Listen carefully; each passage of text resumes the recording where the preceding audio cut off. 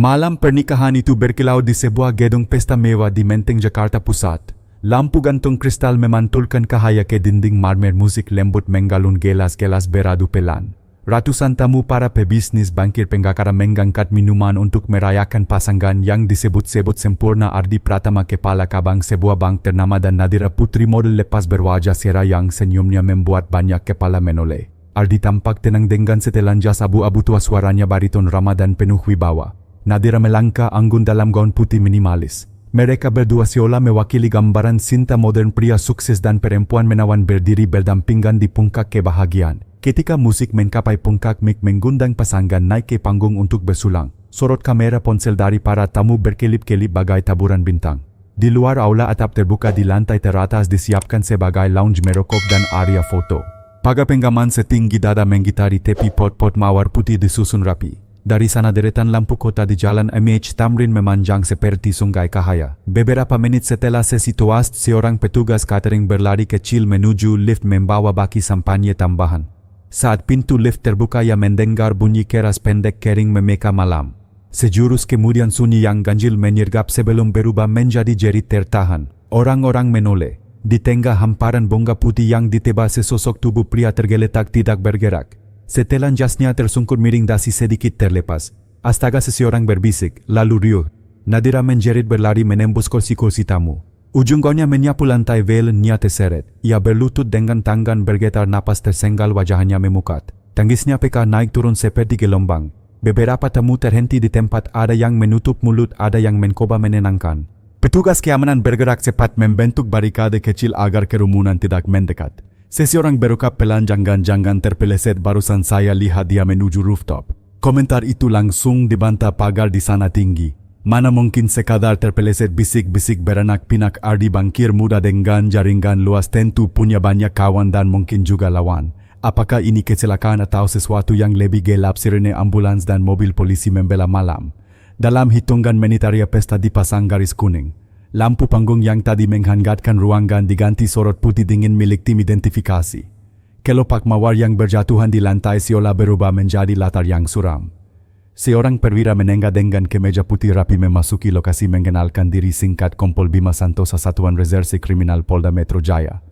Tatapannya menyapu ruangan, berhenti sesaat pada Nadira yang masih disangka dua bridesmaid. Pemeriksaan awal menyimpulkan satu hal, Ardi jatuh dari ketinggian. Namun Bima tidak menyukai kata kebetulan. Ia menuju atap terbuka. Di sana angin malam menggibaskan tirai lampu hias. Pada bibir pagar ada goresan kecil dikat besi bersama noda samar yang sudah mulai menggering kukup untuk menyingkirkan tebakan terpleset biasa. Di salah satu pot tanaman, petugas menemukan botol kakak kecil tanpa label menyisakan cairan bening tak berbau. Benda itu segera disegel. Ponsel Ardi ditemukan di saku jas, layar retak tetapi menyala. Aneh, riwayat panggilan dan pesan 24 jam terakhir kosong. Dihapus, gumam seorang teknisi. Kompol Bima mengangguk pendek. Pulihkan kalau bisa. Ketika tim forensik memeriksa lorong menuju atap, petugas lain melaporkan kamera CCTV di tangga darurat masih aktif. Potongan video menampilkan Ardi naik ke atap sekitar pukul 8:50. Sorot matanya tegang, bukan euforia pengantin baru. Beberapa menit kemudian rekaman memperlihatkan pria berjas hitam tinggi dan kurus memasuki frame. Wajahnya tak jelas tapi gestur tangan mereka menunjukkan adu argumen. Pria itu pergi lebih dulu. Ardi tertahan menatap ke kejauhan. Setelah itu video berakhir dan tak lama kemudian insiden terjadi.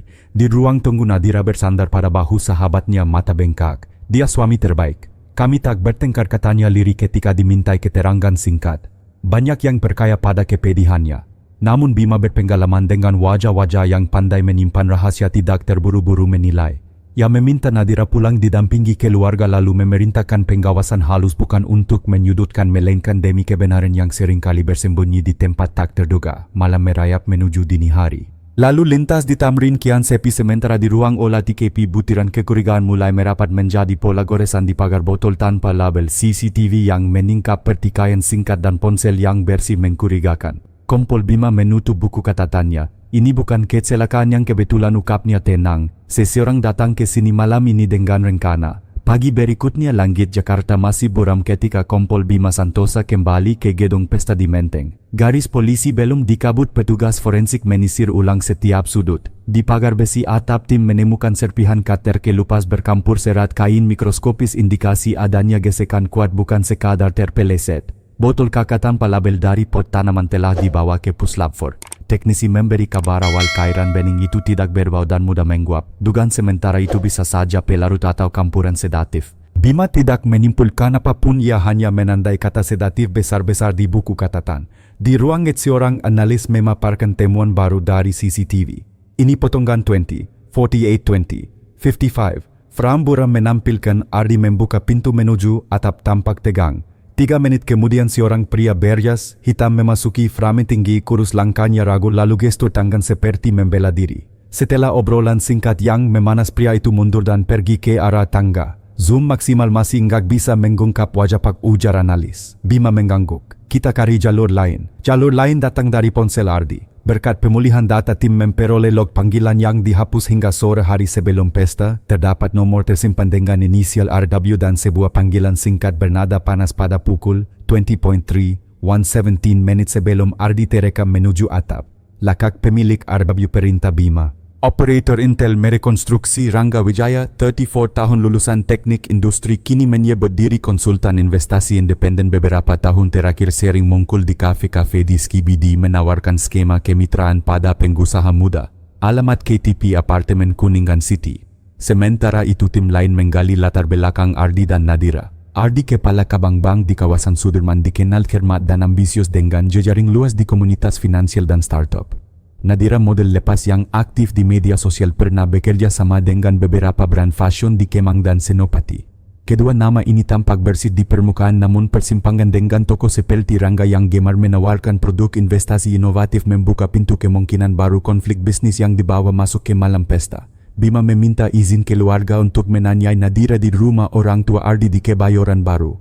Gadis itu duduk tegak di sofa, wajahnya pucat, mata masih sembab. Mbak Nadira, Bima memulai pelan. Apakah Anda kenal seseorang bernama Rangga Wijaya? Ada jeda nyaris tak terlihat, sekilas tatapannya bergerak ke kiri sebelumnya menggeleng. Tidak Pak, saya bahkan tak ingat banyak setelah tewas. Suaranya bergetar tetapi nada dan pilihan kata terasa hati-hati seakan meniti garis yang sudah disiapkan. Bima tak menekan. Kalau begitu apakah ada tamu yang Anda perhatikan? Bersikap janggal Nadira menunduk. Saya hanya sibuk menyapa Pak. Jawaban aman, terlalu aman. Di mobil Bima menuliskan 2 baris penolakan Rangga dan mikroekspresion, glance left. Ia berpengalaman membaca jeda kecil yang sering menyembunyikan kereta besar. Sore harinya tim mendatangi Kuningan City. Data access control gedung mencatat seorang tamu dengan inisial Koko kalau W keluar masuk pada jam yang berdekatan dengan waktu pesta, namun untuk kepastian dibutuhkan rekaman parkir dan lift. Petugas keamanan gedung memperlihatkan CCTV lobi sosok berjas hitam tinggi kurus melangkah tergesa sambil menatap ponsel. Wajahnya tertutup masker. Bima menatap layar lama-lama. Kita butuh jejak transaksi, katanya. Intel segera menarik mutasi kartu money parkir dan pembayaran ride-hailing di ponsel yang terkait nama Rangga. Di sisi lain, puslap for mengirim laporan pendahuluan residu pada botol mengandung traces benzodiazepin, golongan zat yang dalam dosis tertentu dapat menyebabkan kantuk dan penurunan kewaspadaan. Tidak mematikan tetapi cukup untuk melemahkan resistensi fisik seseorang. Mata Bima menggeras. Jika sedatif benar digunakan maka skenarionya bukan kecelakaan. Ia menautkan 3 potong puzzle sedatif gesekan di pagar perdebatan singkat di atap. Malam turun pelan ketika tim melakukan reenactment di atap. Seorang teknisi bertubuh setara Ardi diminta menapak mundur dari titik dekat pot mawar ke bibir pagar. Dengan pagar setinggi dada, upaya terpeleset memerlukan momen yang tidak wajar, entah dorongan, tarikan atau keseimbangan yang sengaja dibuat hilang. Catatan teknis menegaskan hipotesis Bima ada intervensi pada momen kritis. Kembali ke kantor, seorang penyelidik muda melaporkan temuan dari media sosial.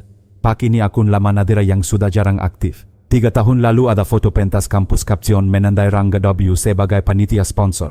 Foto telah diarsipkan namun terekam oleh layanan scrapping pihak ketiga. Benang halus mulai nampak. Nadira dan Rangga pernah berada di lingkar yang sama. Bima menahan diri untuk tidak melompat ke kesimpulan tentang keterlibatan Nadira. Ia tahu kebenaran sering bersembunyi di balik relasi yang tampak kebetulan. Besok pagi panggil Rangga Wijaya sebagai saksi, katanya, dan pasang pengawasan redup pada Nadira bukan untuk menuduh, untuk melindungi fakta. Ia menuduk berkas memandangi peta kecil Jakarta di dinding Menteng Sudirman Kuningan Senopati, titik-titik yang mulai terhubung oleh garis tak kasat mata. Di luar lampu-lampu kota merangkai garis cahaya. Di dalam 4 kata menggema di kepala Bima, motif kesempatan alat dan alibi. Seseorang malam itu membawa rencana seseorang yang paham kapan musik menggalun paling keras dan kapan kamera tidak menatap. Dan jejaknya betapapun disamarkan selalu meninggalkan bekas halus pada pagar pada botol pada jeda sepersekian detik di mata seorang penggantin. Pagi itu ruang interogasi Polda Metro Jaya beraroma kopi pahit dan kertas basah.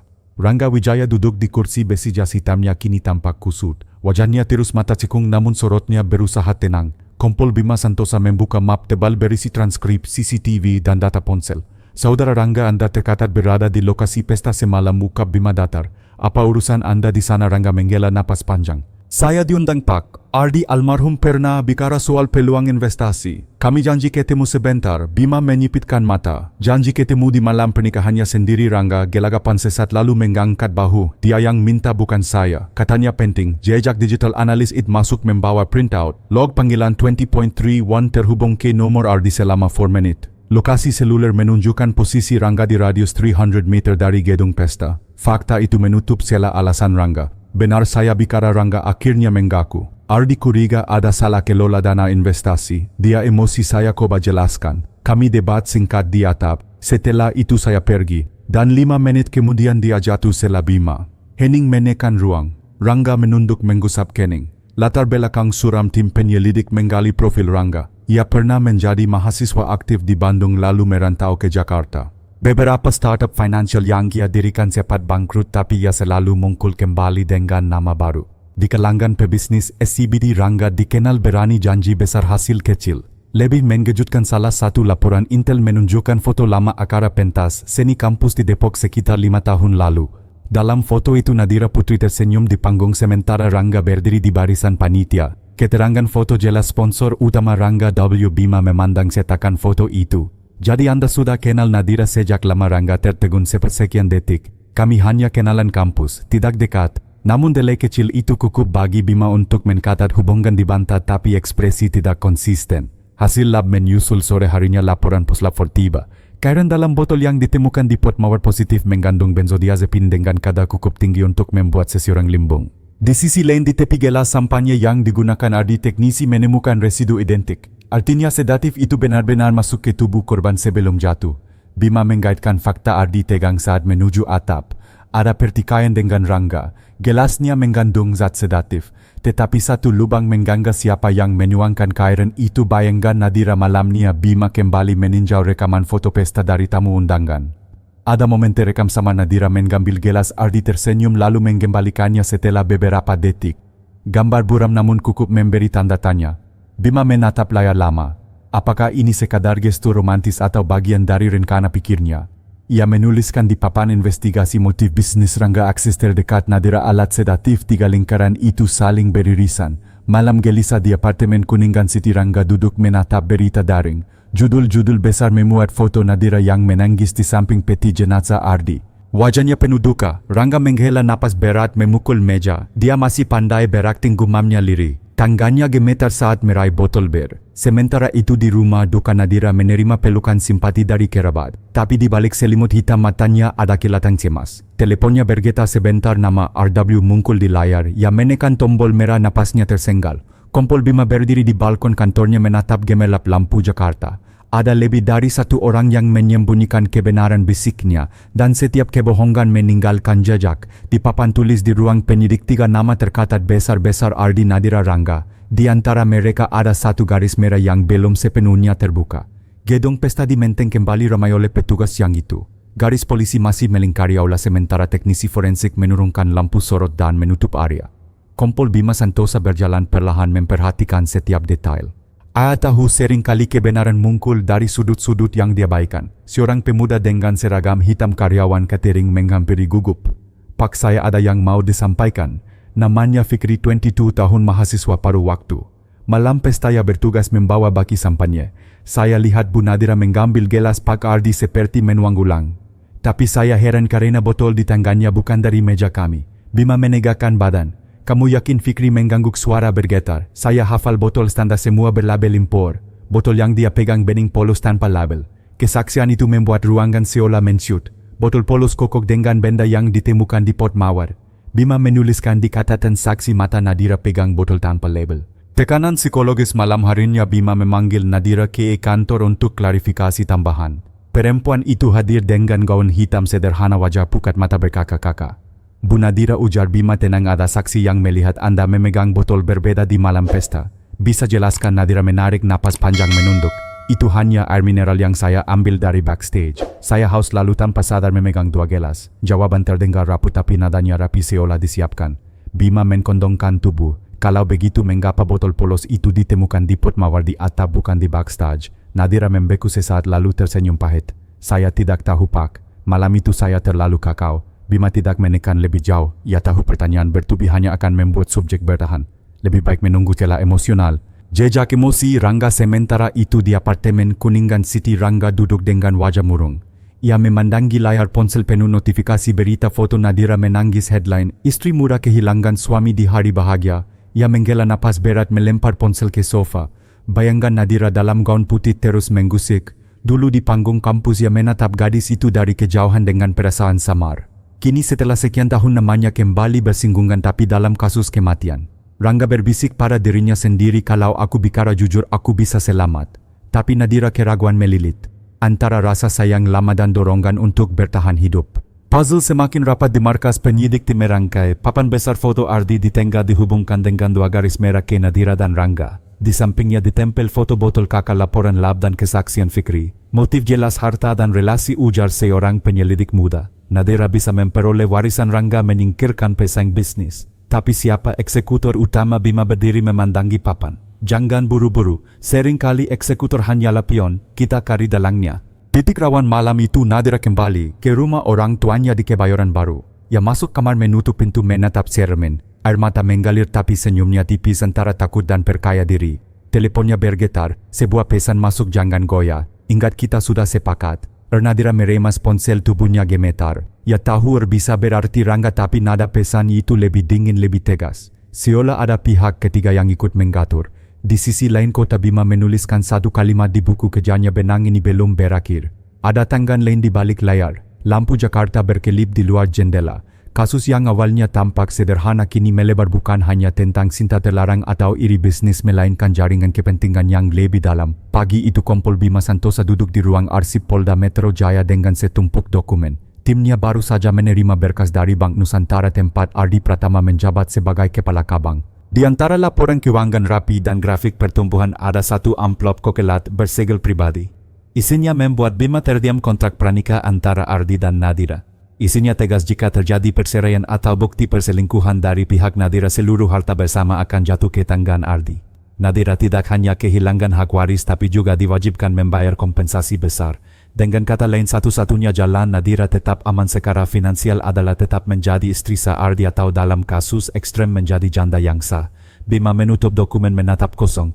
Motif finansial semakin jelas gumamnya. Jejak keuangan seorang penyelidik muda menyerahkan laporan mutasi rekening Nadira. Hanya beberapa minggu sebelum pernikahan ada transfer masuk senilai ratusan juta rupiah dari rekening pihak ketiga nama pemilik PT Dwi Karya Investama.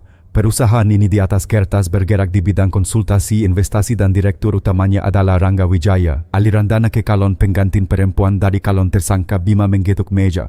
Hubungan mereka jauh lebih dalam dari yang diakui. Keterangan keluarga sore itu Bima mendatangi rumah keluarga Ardi di Kebayoran Baru.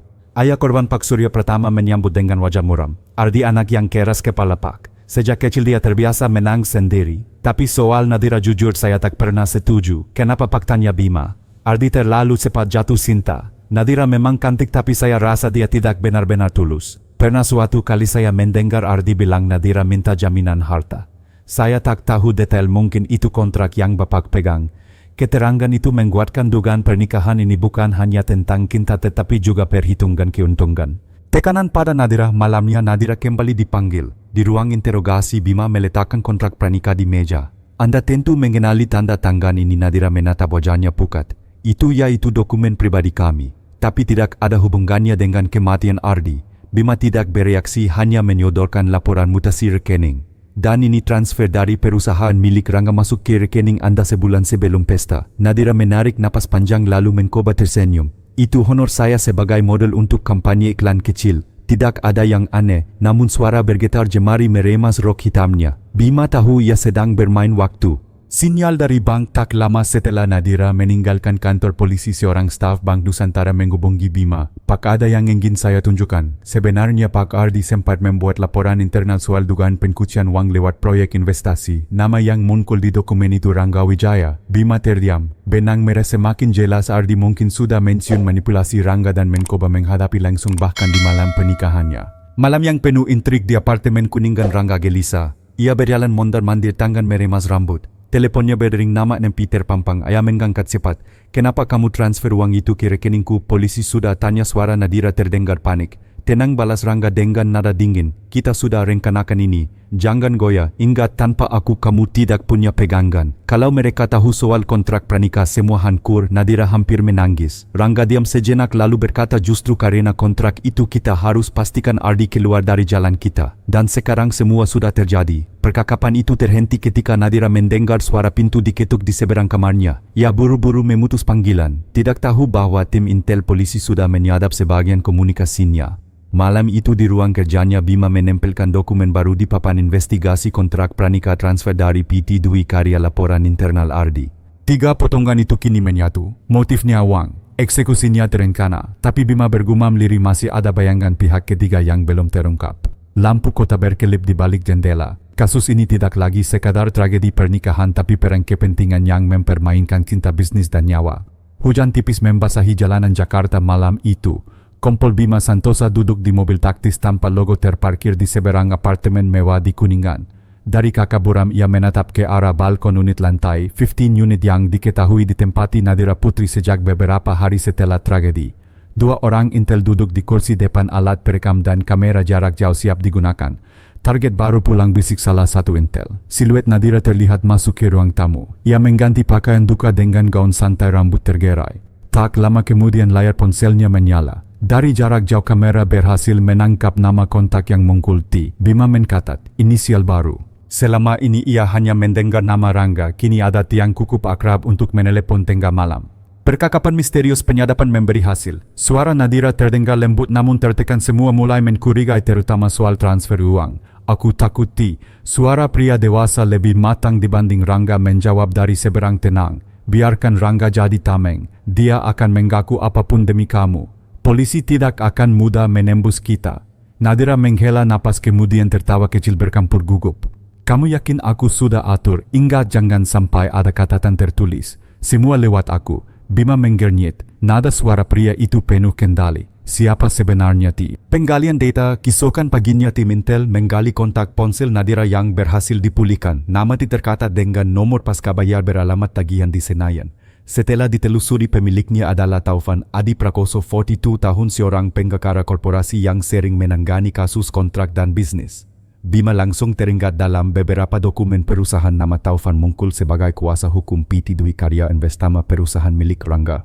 Hubungan segitiga semakin terang Nadira Rangga Taufan. Emosi yang retak sementara itu di apartemen Kuningan City, Rangga tidak tenang. Ia menatap foto lama di laptop dirinya bersama Nadira di acara kampus, senyum polos tanpa beban. Kini semua berubah menjadi rumit. Teleponnya berdering, Nadira di seberang. Rangga, tolong jangan hubungi aku dulu.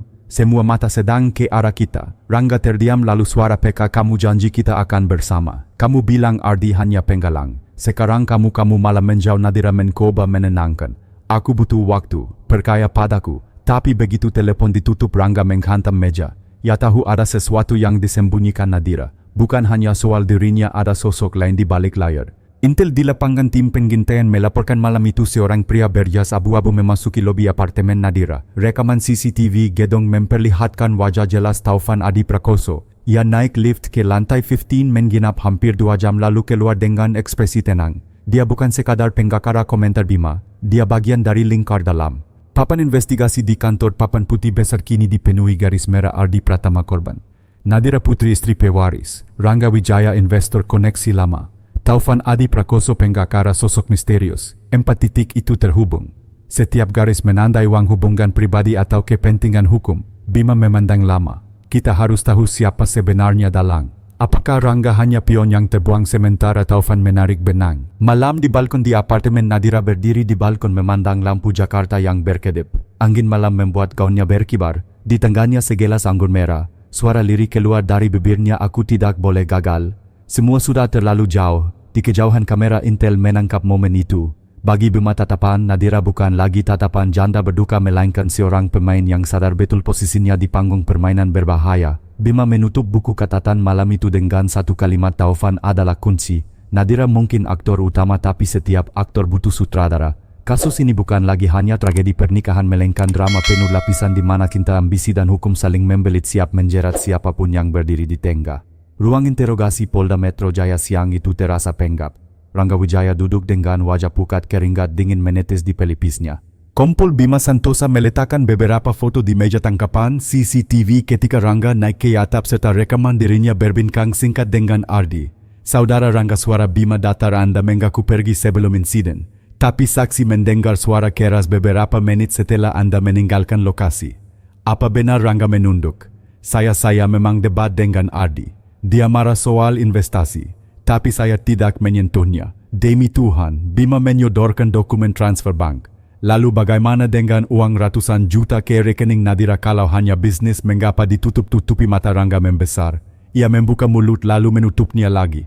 Tekanan mulai memeka dinding pertahanannya. Retakan pertama dengar Rangga. Bima mengkondongkan tubuh. Kalau kamu pion masih ada kesempatan. Tapi kalau terus menutup-nutupi kamu akan jatuh sendirian. Rangga menggusap wajah, suaranya bergetar. Saya memang dekat dengan Nadira dulu. Dia minta bantuan keuangan. Katanya Ardi menekan dengan kontrak pranikah. Saya kasihan jadi saya transfer. Dan malam pesta dia telepon. Katanya Ardi tahu hubungan lama kami. Dia minta saya datang menjelaskan langsung. Saya bodoh karena menurut. Bima diam hanya menatap tajam. Ya tahu Rangga belum berkata seluruhnya. Jejaki properti Taufan. Sementara itu tim Intel menelusuri jejak Taufan Adi Prakoso. Dari catatan BPN, pria itu memiliki sebuah rumah besar di Pondok Indah dan apartemen di Senayan.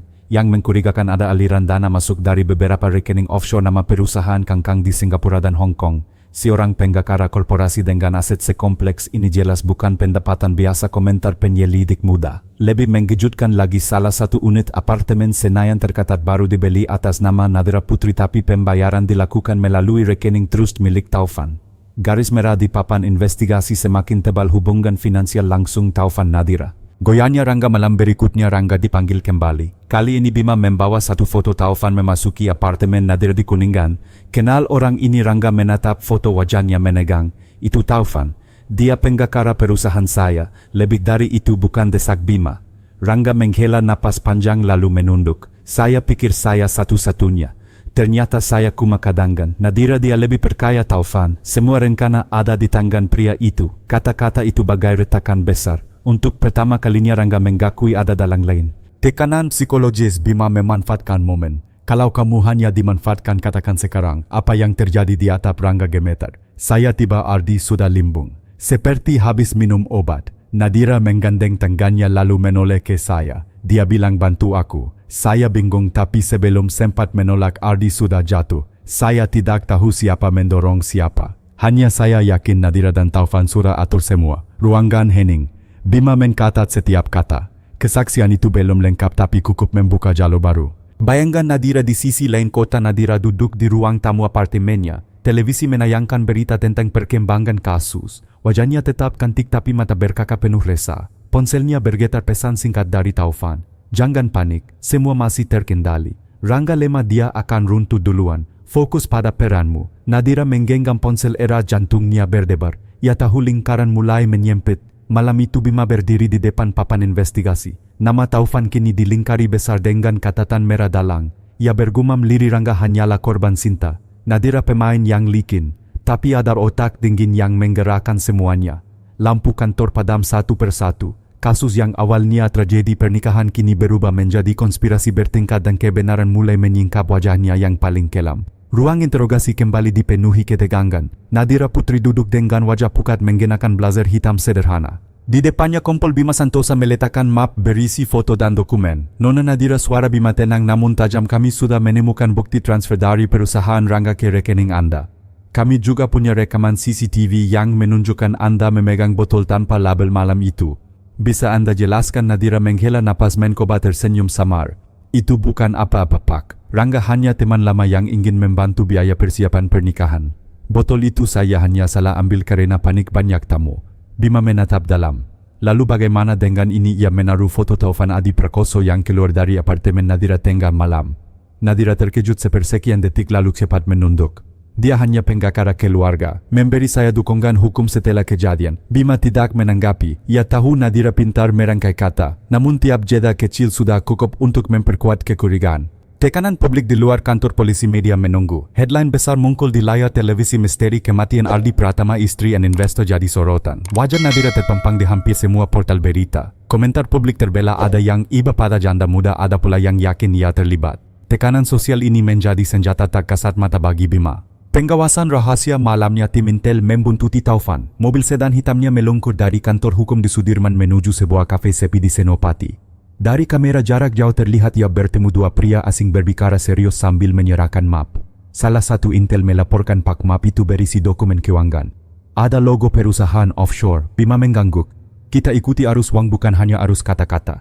Interogasi lanjutan keesokan harinya Nadira kembali dipanggil. Kali ini Bima menyalakan rekaman suara penyadapan malam sebelumnya. Suara Taufan terdengar jelas, biarkan Rangga jadi tameng. Dia akan mengaku apapun demi kamu. Polisi tidak akan mudah menembus kita. Wajah Nadira langsung menegang. Bibirnya bergetar namun ia berusaha tetap tegar. Itu tidak benar. Rekaman bisa saja dimanipulasi. Bima mengkondongkan tubuh, suaranya rendah. Nona, kebohongan punya batas. Jika Anda terus bermain, Anda akan jatuh bersama mereka. Tapi kalau mau jujur, Anda bisa menyelamatkan diri. Air mata mengalir di pipi Nadira. Ia menutup wajah dengan tangan bahunya bergetar. Namun dari balik tangis Bima mendengar suara liris, saya tidak pernah ingin sejauh ini. Lingkaran yang menggengkang sementara itu Rangga di ruang tahanan mulai goyah. Ia menatap kosong ke dinding, ingat ucapan Nadira malam pesta, bantu aku.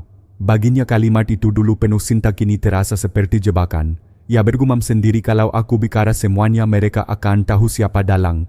Tapi apakah Nadira akan mengkhianatiku? Di sisi lain Taufan duduk di ruang kerjanya membuka surat kabar. Ia membaca berita tentang dirinya yang mulai disebut media sebagai pengacara misterius. Senyumnya tipis penuh perhitungan. Ia menutup koran lalu menyalakan rokok. Mereka boleh ribut. Selama tidak ada bukti langsung aku tetap aman. Di papan investigasi Polda nama Taufan kini dilingkari ganda. Di sampingnya catatan besar kunci utama relasi hukum dan finansial. Bima berdiri lama menatap papan itu. Ia tahu waktunya semakin sempit. Publik menuntut jawaban dan setiap jam yang lewat memberi peluang bagi para pelaku untuk menghapus jejak. Ia menghela napas dalam. Permainan ini tinggal menunggu satu dorongan terakhir. Dan saat itu tiba topeng, siapapun tak akan mampu bertahan. Lampu kantor meredup. Jakarta di luar berkilau, tapi di balik cahaya jaring konspirasi terus menggengkang. Hujan deras mengguyur Jakarta malam itu. Di ruang rapat Polda Metro Jaya, Kompol Bima Santosa berdiri di depan papan investigasi. Nama-nama tersangka dilingkari dengan spidol merah: Nadira Putri, Rangga Wijaya dan Taufan Adi Prakoso. Garis-garis penghubung semakin rumit, tapi satu kesimpulan mulai muncul: Taufan adalah otak yang bersembunyi di balik layar. Kalau kita terus tunggu bukti formal, dia akan sempat membersihkan jejak, ujar salah satu penyidik. Bima mengangguk. Kita butuh strategi jebakan. Kita buat dia merasa aman lalu kita serang di titik lengah. Rencana umpan tim memutuskan menggunakan Nadira sebagai umpan. Interogasi terakhir menunjukkannya mulai goyah. Bima mendatangi sel khusus tempat Nadira ditahan sementara. Nona Nadira, katanya pelan, Anda bilang tidak pernah ingin sejauh ini. Kalau benar inilah kesempatan. Bekerja sama dengan kami atau tenggelam bersama mereka. Nadira menunduk, wajahnya letih. Setelah hening lama ia berbisik, kalau saya bicara apakah saya bisa selamat? Itu tergantung kejujuran Anda, jawab Bima tegas. Tekanan media sementara itu di luar kantor polisi media semakin gencar. Headline skandal pernikahan berdarah, siapa dalang di balik Nadira? Masyarakat terbela. Ada yang menggekam Nadira, ada pula yang menduga ia hanya boneka. Tekanan publik ini mendorong kepolisian bergerak cepat. Pertemuan rahasia Intel melaporkan Taufan dijadwalkan bertemu klien di sebuah restoran elit di Senopati. Tim segera memasang pengawasan. Rencana Bima sederhana: biarkan Nadira menghubungi Taufan, berpura-pura panik agar ia bereaksi. Di ruang penyadapan Nadira memegang ponsel dengan tangan gemetar. Mas Taufan, polisi sudah tahu soal uang. Mereka bilang ada bukti rekaman suara kita. Suara Taufan terdengar di speaker tenang tapi tegas. Jangan gentar, ingat Rangga sudah cukup jadi kambing hitam. Kalau perlu, aku akan siapkan dokumen untuk melindungimu. Jangan sebut namaku. Bima mengisyaratkan ke tim target terpencing. Bayangkan Rangga di ruang tahanan. Rangga mendengar kabar dari pengacaranya bahwa Nadira mungkin akan bersaksi. Ia menutup wajah dengan kedua tangan berbisik lirih, jadi benar dia memilih Taufan bukan aku. Rasa cinta bercampur benci menghantam batinnya. Ia tahu waktunya habis. Diam berarti tenggelam, bicara berarti menyeret Nadira dan Taufan sekaligus. Eksekusi jebakan malam berikutnya Nadira dipulangkan dengan status pengawasan luar agar Taufan perkaya dirinya aman. Intel membuntuti dari jauh. Benar saja tak lama setelah ia masuk apartemen sebuah sedan hitam berhenti. Taufan keluar membawa map tebal. Tim segera merekam seluruh interaksi melalui kamera jarak jauh. Dari balik jendela terlihat Taufan menyerahkan dokumen sambil berkata, "Kira simpan ini baik-baik. Kalau polisi tanya katakan Rangga yang rencanakan semua. Ingat tanpa aku kamu tidak punya perlindungan." Setiap kata terekam jelas. Bima menggepalkan tangan. Itu dia bukti yang kita tunggu. Ketika Taufan meninggalkan apartemen, tim langsung mengikutinya. Bima tahu saatnya hampir tiba. Dalam benaknya potongan puzzle mulai menyatu, Nadira sebagai wajah depan, Rangga sebagai pion emosional dan Taufan sebagai otak dingin. Ia berbisik pada dirinya sendiri, topeng Taufan sebentar lagi akan robek. Dan saat itu semua kebenaran akan terbuka. Hujan di luar reda menyisakan jalanan basah yang berkilau oleh lampu kota. Jakarta seolah menahan napas menunggu babak berikutnya dari drama yang semakin memanas. Langit Jakarta sore itu berwarna kelabu seakan ikut menahan napas. Di halaman Polda Metro Jaya beberapa mobil hitam tanpa tanda resmi berjejer. Kompol Bima Santosa berdiri di depan timnya, suara rendah namun tegas. "Malam ini kita lakukan operasi. Target Taufan Adi Prakoso. Semua bukti awal sudah kita kumpulkan, rekaman suara, foto, penyerahan dokumen dan transfer dana. Jangan beri kesempatan dia menghilangkan jejak." Tim menyimak serius. Intel sudah memastikan Taufan akan menghadiri pertemuan bisnis di sebuah villa sewa di kawasan Pondok Indah. Malam yang tegang, jam 20.00 konvoi kecil bergerak. Hujan gerimis turun jalanan licin. Villa yang dituju tampak mewah dengan pagar tinggi dan lampu taman remang. Dari kejauhan kamera thermal menunjukkan beberapa sosok pria sedang duduk di ruang tamu. Bima memberi kode, "Kita tunggu momen serah terima dokumen." Begitu jelas langsung masuk. Lewat teropong terlihat Taufan menyerahkan map kepada seorang pria parubaya. Suaranya terekam samar, semua sudah diatur. Nama Rangga akan jadi terdakwa utama. Nadira akan tetap aman. Kalimat itu cukup. Bima mengangkat tangan. Eksekusi. Penangkapan pagar villa didobrak. Tim berompi hitam masuk cepat. "Polisi jangan bergerak," suara keras memekah malam. Para pria terperanjat termasuk Taufan yang berdiri dengan wajah kaget lalu mencoba menyembunyikan map ke belakang kursi. Dua anggota polisi segera menekannya ke lantai memborgol tangan. Taufan sempat berteriak, "Kalian tidak punya bukti?" Bima berjalan mendekat menatap dingin. "Kami punya rekaman suara Anda, video CCTV dan dokumen transaksi. Permainan Anda selesai." Reaksi Nadira kabar penangkapan menyebar cepat. Di apartemennya Nadira menerima telepon dari seorang wartawan. "Bu Nadira, bagaimana tanggapan Anda soal penggakara pribadi yang ditangkap malam ini?" Wajah Nadira pucat pasi. Ia memutus panggilan tanpa menjawab. Dalam hati ia sadar tameng terkuatnya sudah roboh. Malam itu ia duduk di tepi ranjang memeluk lutut. Tangannya gemetar memegang ponsel. Tak ada pesan baru dari Taufan, hanya keheningan yang mencekam. Tekanan pada Rangga di ruang tahanan. Rangga mendengar kabar dari penyidik bahwa Taufan telah diamankan. Ekspresinya campur aduk lega sekaligus hancur. "Jadi benar," gumamnya, "aku kumapion." Ia menatap kosong ke dinding, air mata menggalir. "Nadira, kenapa kau seret aku ke dalam ini?" Kesadarannya mulai muncul. Cinta membutakan telah menghancurkan hidupnya. Langkah besar polisi kisokan paginya, konferensi pers digelar. Juru bicara Polda menyatakan polisi telah mengamankan seorang penggakara berinisial TAP terkait kasus kematian Ardi Pratama. Bukti awal menunjukkan keterlibatan dalam perencanaan dan rekayasa alibi. Wartawan berebut bertanya, publik geger. Opini masyarakat mulai bergeser dari menuding Nadira semata kini menyoroti sosok Taufan sebagai dalang. Di ruang kerjanya Bima menatap papan investigasi. Nama Taufan kini diberi tanda silang besar, namun ia tahu kasus belum selesai. Ada Nadira yang masih setengah jujur, ada Rangga yang terjebak antara cinta dan pengkhianatan. Bima menuliskan catatan terakhir malam itu dalam tertangkap. Tapi simpul terakhir ada pada Nadira. Saat topengnya jatuh, cerita ini akan benar-benar lengkap. Di luar Jakarta kembali diguyur hujan. Tapi bagi Bima hujan itu hanyalah tanda kebenaran semakin dekat meski harus melewati badai emosi dan intrik yang belum usai. Pagi itu ruang interogasi Polda Metro Jaya diterangi cahaya lampu neon yang dingin. Nadira Putri duduk dengan wajah letih, rambutnya diikat seadanya, riasan hilang. Di hadapannya Kompol Bima Santosa membuka map berisi bukti rekaman suara Taufan, laporan transfer dana dan foto dirinya di pesta memegang botol tanpa label. "Nona Nadira," suara Bima tenang, "kami sudah menangkap Taufan. Dia tidak bisa lagi melindungi Anda. Sekarang saatnya Anda memilih mengaku atau jatuh bersama dia." Nadira menggigit bibir, air matanya menetes pelan. Saya tidak pernah berniat membunuh Ardi. Saya hanya terjebak." Potongan kebenaran setelah beberapa menit Henning Nadira mulai berbicara. Ia mengaku memang menerima uang dari Rangga awalnya sebagai bantuan pribadi. Namun peran Taufan jauh lebih besar, dialah yang menyarankan agar Nadira mencari celah dari kontrak pranikah. Dia bilang kalau saya bercerai atau ketahuan selingkuh saya akan kehilangan segalanya. Tapi kalau saya jadi janda hukum berpihak pada saya. Suaranya peka di akhir kalimat. Bima menatap tajam. Dan rencana itu diwujudkan dengan sedatif di malam pesta. Nadira terisak menutupi wajah. Ia tidak menjawab tegas, namun diamnya seakan kukup. Dilema Rangga di ruang tahanan. Rangga Wijaya duduk termenung. Penggakarannya baru saja menyampaikan kabar bahwa Taufan resmi ditahan dengan pasal perencanaan pembunuhan. Tapi nama Rangga masih tercatat sebagai tersangka pendukung. Rangga menunduk berbisik sendiri, kalau aku buka semua Nadira akan ikut tenggelam. Tapi kalau aku diam aku habis. Dalam benaknya bayangan masa lalu kembali saat Nadira tertawa di panggung kampus saat ia merasa jadi seseorang yang berarti. Kini semua itu berubah jadi luka. Tekanan baru. Sore harinya Bima memanggil Rangga untuk pemeriksaan tambahan. Ia meletakkan foto Nadira bersama Taufan di meja. Dia bilang semua ini demi cinta, tapi lihat siapa yang benar-benar ia percaya. Mata Rangga merah, rahangnya menggeras. Jadi selama ini aku hanya alat. Suaranya lirih penuh getir.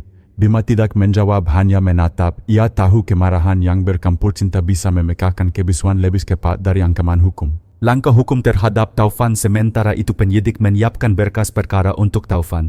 Ia didakwa dengan pasal berlapis perencanaan pembunuhan, rekayasa alibi dan pencucian uang. Penggakarannya mencoba menggulur waktu dengan alasan prosedur penangkapan, namun bukti rekaman suara terlalu kuat untuk diabaikan. Media menggempur dengan headline penggakara elit diduga dalam kasus pernikahan berdarah. Publik mulai memandang kasus ini bukan sekadar tragedi rumah tangga melainkan konspirasi finansial. Pengakuan separuh hati. Malam itu Nadira dipanggil lagi. Kali ini Bima menyalakan rekaman CCTV yang menunjukkan dirinya menuang minuman ke gelas Ardi. Nadira menutup mata, air mata jatuh. Saya hanya mengikuti arahan. Saya tidak sanggup. Taufan yang dorong semua ini. Lalu peran Rangga, tanya Bima. Ia terdiam lama lalu berkata pelan, dia terlalu mencintaiku. Aku manfaatkan itu. Kalimat itu bagai pisau menusuk dada sendiri. Nadira terisak lebih keras, seakan menyadari bahwa pengakuannya telah mematahkan orang yang pernah benar-benar mencintainya. Di kantor Bima menuliskan catatan. Nadira mulai runtuh. Rangga diambang bicara. Taufan menunggu pengadilan. Jaring ini semakin rapat. Jakarta malam itu sunyi. Di balik lampu jalan yang basah oleh hujan, tiga nasib manusia terikat oleh benang cinta, uang dan pengkhianatan. Dan perlahan topeng terakhir mulai retak. Ruang interogasi sore itu dipenuhi ketegangan. Rangga Wijaya dibawa masuk dengan borgol, wajahnya pucat, mata merah karena kurang tidur. Di seberang meja kompol Bima Santosa meletakkan sebuah tape recorder dan map tebal berisi dokumen. Saudara Rangga, suara Bima tegas namun tenang. Nadira sudah mengaku sebagian. Dia menyebut Anda ikut membantu malam itu. Tapi dia juga mengatakan Anda hanya korban cinta. Ini kesempatan terakhir untuk bicara. Rangga menunduk lalu menatap kosong ke arah rekaman foto Nadira bersama Taufan. Rahangnya menggeras. Jadi dia benar-benar memilih dia, bukan aku, gumamnya lirih. Bima tidak menjawab. Ia tahu diam lebih tajam daripada kata. Retakan di dada, air mata jatuh di pipi Rangga. Saya bodoh. Saya kira dia butuh perlindungan, butuh cinta. Dia bilang Ardi menggurungnya memaksa kontrak pranikah. Saya perkaya. Saya kasih uang, saya hadir di malam itu. Padahal semua hanya jebakan. Ia menghela napas berat lalu menatap Bima dengan mata merah. Ya, saya ikut di atap malam itu. Ardi sudah limbung. Nadira menggandengnya lalu menoleh ke saya. Bantu aku, katanya. Saya pegang lengannya, tapi saat tubuh Ardi goyah Nadira justru mendorong lebih keras. Saya panik ikut terdorong. Lalu dia jatuh. Ruangan hening. Bima mencatat setiap kata. Itu pengakuan penuh yang selama ini ditunggu. Puzzle menyatu dengan kesaksian Rangga. Potongan puzzle lengkap. Nadira menyuangkan sedatif ke minuman. Rangga hadir di atap termanipulasi cinta. Taufan mengatur alibi dan jalur uang. Bima menatap papan investigasi. Kini garis merah membentuk segitiga sempurna cinta, uang, hukum. Tekanan media di luar media menggobarkan berita Rangga akhirnya mengaku Nadira dan Taufan diduga dalang. Masyarakat geger. Di talkshow televisi para pakar hukum memperdebatkan apakah Nadira hanya pion kantik atau justru otak dingin netizen berspekulasi membanjiri media sosial dengan tagar #pernikahan berdarah. Tekanan publik semakin berat bagi kepolisian. Semua menunggu bukti final yang mengikat Nadira dan Taufan tanpa celah. Strategi Bima tahu pengakuan saja tidak cukup. Ia menyusun strategi gabungkan semua bukti rekaman suara Taufan, CCTV, pesta residu sedatif, transfer dana dan kini kesaksian Rangga. Dengan itu ia bisa membentuk narasi hukum yang kokoh. Kita butuh satu langkah terakhir, ujarnya kepada tim. konfrontasi langsung. Biarkan mereka saling membuka kedok. Malam di sel-selnya Rangga merenggok, wajahnya menua seketika. Ia berbisik sendiri, aku masih mencintaimu Nadira, tapi aku tak bisa lagi diam. Air matanya jatuh ke lantai dingin. Di ruang lain Nadira duduk dengan mata kosong. Ia tahu setiap jam yang lewat membuat lingkaran semakin rapat. Telepon atau pesan dari Taufan sudah tak datang lagi. Ia benar-benar sendirian. Di ruang kerjanya Bima menutup map dengan tenang. Besok pagi ia akan mempertemukan Nadira dan Rangga dalam sesi konfrontasi. Ia percaya kebenaran terakhir akan muncul ketika cinta dan pengkhianatan bertabrakan di ruangan yang sama. Ia menulis catatan di buku kerjanya, kesaksian sudah lengkap. Kini saatnya membuka topeng terakhir. Jakarta malam itu diterangi lampu jalan yang berkilau di atas aspal basah. Kota seakan menunggu detik-detik kebenaran jatuh seperti hujan yang tak bisa lagi ditahan.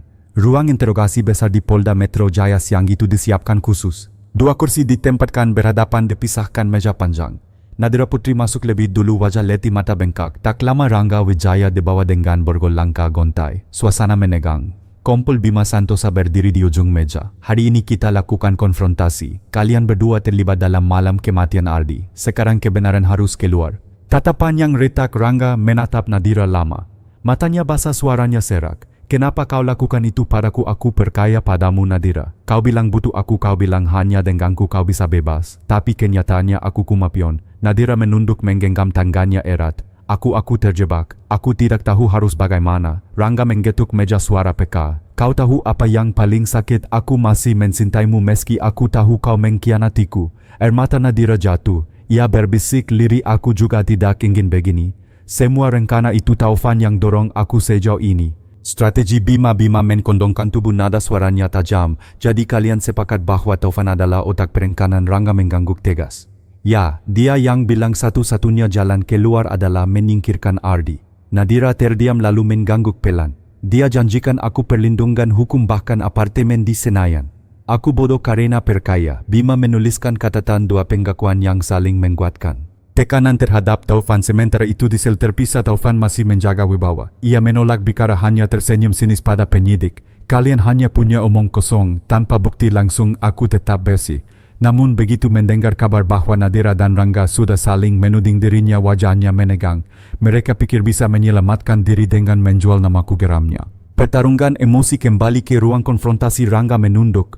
Nadira, kalau aku bicara semua di pengadilan kau akan ikut jatuh. Tapi aku tidak tahan lagi. Aku harus bebaskan diriku. Nadira menatapnya dengan mata merah. Kalau aku jujur sepenuhnya hidupku berakhir. Aku tidak punya siapa-siapa lagi. Bima menyela dengan dingin. Lebih baik kehilangan kebebasan karena kejujuran daripada bebas tapi dihantui kebohongan. Titik balik. Tiba-tiba Nadira berdiri, kursinya bergeser berderit. Ia menjerit sambil menangis. Ya, aku menuangkan obat itu aku lakukan karena aku takut kehilangan segalanya. Tapi aku tidak pernah berniat membunuh Ardi. Aku hanya ingin dia lemah agar aku bisa lari. Taufan yang suruh aku teruskan sampai akhir. Ruangan sunyi seketika. Rangga menatapnya dengan wajah hancur. Jadi benar semua hanya permainanmu. Nadira menutupi wajah dengan kedua tangan, tubuhnya bergetar hebat. Pengakuan akhirnya keluar meski masih bercampur pembelaan. Penutup bab. Bima menutup map dengan tenang. Cukup untuk hari ini. Pernyataan ini akan kami kokohkan dengan bukti forensik. Setelah itu tidak ada lagi ruang bersembunyi. Ia menatap keduanya. Di mata Rangga ada luka bercampur kelegaan. Di mata Nadira hanya sisa-sisa topeng yang retak. Di luar ruangan wartawan menunggu. Esok publik akan tahu Kinta Wang dan pengkhianatan telah membentuk lingkaran maut dan topeng terakhir hampir runtuh. Gedung Pengadilan Negeri Jakarta Pusat pagi itu dipadati wartawan dan masyarakat yang penasaran. Kasus pernikahan berdarah telah menjadi tajuk utama media selama berminggu-minggu.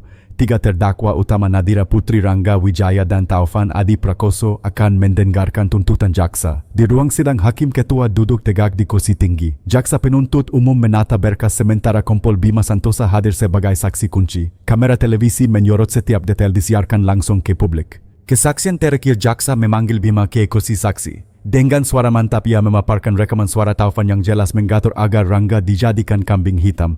Hasil laboratorium yang membuktikan sedatif dalam gelas Ardi identik dengan cairan dalam botol polos. CCTV yang menampilkan Nadira menuangkan minuman. Pengakuan penuh Rangga serta konfrontasi yang memperkuat keterlibatan Nadira dan Taufan. Hakim mendengarkan dengan seksama, ruang sidang hening. Tuntutan jaksa kemudian berdiri, suaranya lantang. Yang mulia, kami menuntut terdakwa Taufan Adi Prakoso dengan hukuman seumur hidup karena terbukti menjadi otak perencanaan pembunuhan berencana. Terdakwa Nadira Putri kami tuntut dengan hukuman 20 tahun penjara karena berperan langsung memasukkan obat ke dalam minuman korban. Sedangkan terdakwa Rangga Wijaya meski terlibat terbukti dimanipulasi emosinya, kami menuntut hukuman 10 tahun penjara. Ruang sidang berbisik riuh, wartawan segera mencatat. Suara para terdakwa hakim memberi kesempatan kepada masing-masing terdakwa. Rangga berdiri dengan suara bergetar, "Saya akui kesalahan saya. Cinta membuat saya buta. Saya menyesal yang mulia. Saya tidak layak dimaafkan tapi saya ingin kebenaran diingat." Nadira bangkit, wajahnya pucat, air mata menetes. Saya salah. Saya serakah, saya takut. Saya hancurkan hidup saya sendiri. Saya mohon keringanan kalau bukan untuk saya, untuk keluarga saya yang harus menanggung malu. Taufan tersenyum tipis, suaranya dingin. "Semua ini permainan, bukti bisa dipelintir. Saya tidak mengaku." Kata-kata itu membuat ruang sidang bergemuruh. Vonis setelah jeda beberapa jam hakim kembali masuk. Palu diketuk 3 kali. Menimbang seluruh bukti dan keterangan, ukap hakim pengadilan memutuskan terdakwa Taufan Adi Prakoso penjara seumur hidup. Terdakwa Nadira Putri penjara 18 tahun. Terdakwa Rangga Wijaya penjara 8 tahun. Tangis PK di ruang sidang. Nadira jatuh terduduk, Rangga menunduk pasrah, Taufan hanya terdiam dengan wajah keras. Epilog di luar gedung, wartawan menyorot Kompol Bima. Ia hanya berkata singkat, "Kasus ini menunjukkan cinta tanpa kendali dan ambisi serakah bisa menghancurkan segalanya. Hukum akan selalu menemukan jalannya." Jakarta sore itu diguyur hujan ringan. Di balik sirene polisi yang membawa para terpidana, masyarakat pulang dengan pikiran masing-masing. Ada yang merasa lega, ada yang masih sulit percaya tragedi bisa lahir dari pernikahan mewah. Bagi Bima, kasus ini berakhir di atas kertas hukum. Namun dalam hatinya ia tahu setiap manusia menyimpan topeng dan tugasnya adalah menyingkap ketika topeng itu menutupi kebenaran. Kisah di Jakarta ini mengingatkan kita bahwa cinta tanpa kendali, ambisi dan keserakahan bisa berubah menjadi bumerang yang menghancurkan kehidupan banyak orang. Tidak ada kebahagiaan sejati yang lahir dari tipu daya dan pengkhianatan. Harta dan status mungkin tampak menggiurkan, tetapi ketika cara yang ditempuh adalah kebohongan dan manipulasi, akhirnya semua akan runtuh. Pelajaran penting yang bisa kita ambil adalah kejujuran selalu menjadi pondasi utama dalam hubungan maupun pekerjaan. Keserakahan hanya akan menjerumuskan diri sendiri dan orang lain. Keadilan mungkin datang terlambat, tetapi kebenaran pada akhirnya selalu terungkap. Dengan menjaga integritas kita bisa melindungi diri dari godaan yang dapat menghancurkan masa depan. Teman-teman, jika kisah nyata penuh intrik ini membuat kalian sadar betapa pentingnya kejujuran dan kehati-hatian dalam hidup, jangan lupa untuk like, share, dan subscribe channel ini. Dukungan kalian sangat berarti agar kami bisa terus menghadirkan kisah-kisah nyata yang menggugah hati, membuka mata, dan memberi pelajaran berharga untuk kehidupan sehari-hari. Tekan tombol subscribe sekarang, nyalakan lonceng notifikasi, dan jadilah bagian dari komunitas yang selalu siap belajar dari kisah nyata di sekitar kita.